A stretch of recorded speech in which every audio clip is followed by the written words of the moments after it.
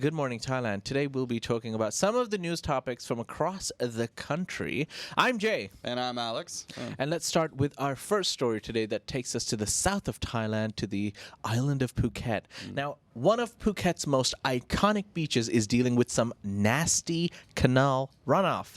Kamla Beach! Oh no, one of the most prettiest beaches in Phuket Island is facing a severe environmental issue at its main canal that has turned black and is emitting an unpleasant odor, much to dismay of visitors and local business owners. The pollution has become a visible problem, with international tourists and locals witnessing the contaminated water flowing into the sea, raising concerns over the lack of action from local authorities. Despite this recurring issue, the Kamala Tambon Administrative Organization has not acknowledged the problem this year. However, Kamala Mayor Kunjutha recently initiated the Go Zero Waste, Save Our Ocean project in collaboration with the local hotel group, suggesting a potential shift towards addressing and mitigating the pollution at this renowned tourist destination. This move hints at a hopeful future for the beach, aiming to preserve its reputation and ensure a cleaner environment for visitors and residents alike. Those are not some waters that you want to be splashing around in right now. Definitely not. Shame. Yeah. Kamala Beach is quite a beautiful beach. It's a lovely beach, It's yeah. also, Kamala is also known as a very foreigner-populated place. Very family friendly, I think a lot of the time. And a lot of fancy residents as well. Yeah. So those people are definitely not happy. Yeah, exactly. These people are paying their taxes, man. You got to get that canal spill off going somewhere else. Yeah, Ooh, yeah. It's kind of nasty. But yeah, oh well. So hopefully, Kamala can be saved before it gets too bad. I mean, yeah, this kind of news is going to be bad for tourism, so hopefully they can clean it up. All right, on to our next story. So, one flight's cancellation has led to a domino effect of flight cancellations from Japan to Thailand.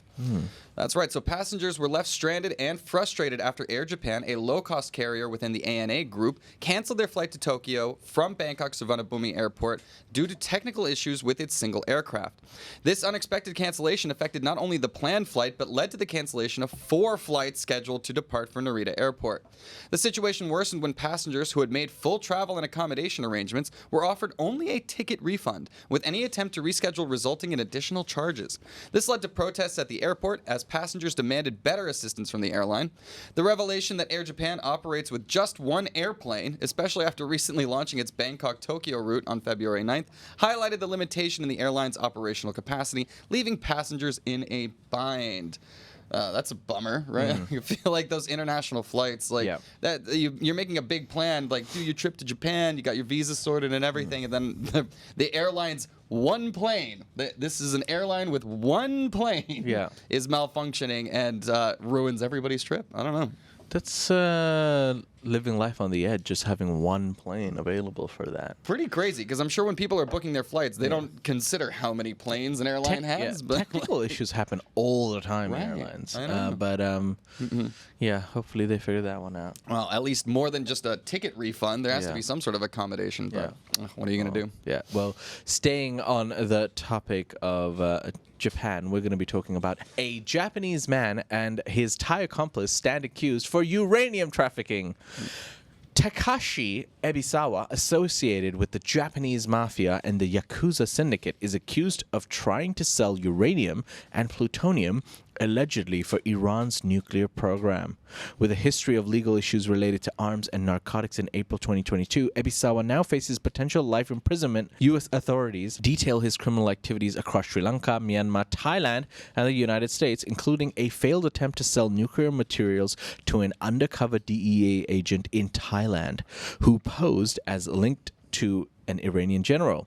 The operation revealed Ebisawa's ambitions to supply military-grade weapons to a rebel group in Myanmar, featuring a wide array of armaments. His arrest highlights the gravity of threats posed to national and international security, with charges against him and a Thai accomplice including trafficking in nuclear materials, narcotics, and money laundering, marking a significant crackdown on international crime and efforts to maintain global stability. Yeah, pretty crazy. This is like some James Bond stuff going on here. Some uranium trafficking to Iran. Iran. Yeah, I think it's pretty funny. What a strange thing, like to be a DEA agent undercover in Thailand, Yeah. dealing with uranium trafficking. I don't know And how the DEA.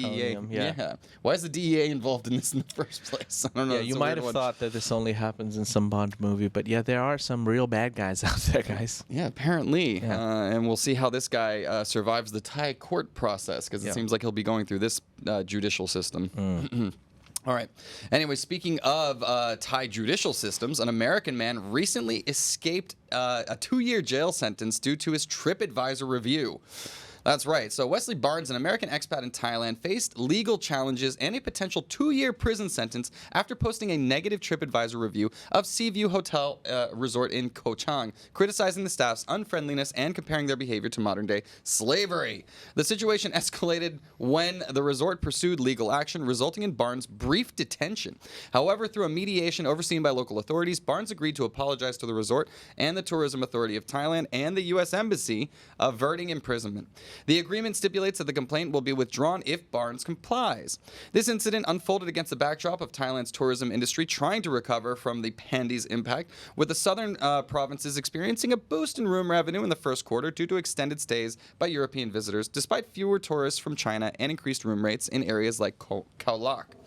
The anti-defamation laws in Thailand are severe. They're pretty Yeah. serious. And even a TripAdvisor review, something that is pretty normal for Americans. We're used to caroning around the world. Yeah. And your leaving freedom bad of speech. leaving bad reviews and Yeah. stuff. But it has a serious impact on businesses too. So whatever your Yeah. review is, it has to be it has to have veracity. It has to But be true. Otherwise, yeah. Let's try to look at the other side here. Look, it is in a much smaller area, and which is not densely populated, and it's like a travel destination. Therefore, a bad review in that area could be death for the resort. Right, As in that's like what I'm saying. nobody Yeah. would go there. And I mean, he used words like modern day slavery. Right. Yeah. And, like, chill out, dude. Some people might take that seriously, as in the Right. owner of the resort. Yeah. And if that's not true, that's possibly why he actually got detained. He could have been a Ken. What? What's the male Karen? I don't know. You know those people who Yeah. just complain for the sake of complaining, like, Yeah. I want to see the manager. Yeah, and a lot of people come with their travel standards from where they are back home and then bring that. Yeah. It's like you're on an adventure, man. Like, I don't know. They're not going to. Well, I feel like hospitality here in general is much better. I know there's is a very good, language yeah. barrier sometimes, but yeah. Oh, well. It seemed like he was taking it to an extreme, and oh boy, he got his comeuppance for it. So. Well, Kind of that funny one. story is a great segue to our next story, where we're going to be talking about monkeys. Macaques. Yeah. A man was arrested by the Royal Thai Police for selling exotic macaques. A Thai man, Wutichai Tanrat, was arrested in Nayong district, Trang, for allegedly selling macaques on Facebook. The arrest, conducted by the Natural Resources and Environmental Crime Division, revealed a live macaque in Wutichai's pickup truck, leading to charges of trading protected wildlife without permission and illegal possession. The operation was sparked by a tip-off regarding sales on the Konrak Ling Kang Khun Maprao Facebook page, with macaques offered at 2,500 baht each. An undercover officer posing as a buyer arranged a meeting, resulting in Wutichai's capture. Despite his claims of finding the macaque in a forest, he could not provide legal documentation for possession, highlighting the ongoing issue of illegal wildlife trade. Who is buying these things on Facebook Marketplace? Like, it's insane to me that there's a market for this. You can find anything on Facebook. Apparently. Like, Jesus. Yeah. But the exotic animal trade is a big thing in Asia generally, though, too. And I feel like it doesn't get enough attention because, like, this is what was one of the theories of how COVID spread in the first place and things like that. So it definitely makes sense that there's attention being brought to this kind of illegal trade. And Yeah. Stop it. Stop selling monkeys Stop it. illegally. Don't do it. Don't do it. Pretty dumb. Yeah. All right, now on to our final story for the day. So, a social media post intended to educate people was mistaken for an obituary. Weird one. Yeah, a well-meaning educational Facebook post by Chulalongkorn University featuring Dr. Pawat from the Department of Internal Medicine warning about the dangers of prawn whiskers punctures was mistakenly interpreted as an obituary, sparking widespread condolence messages.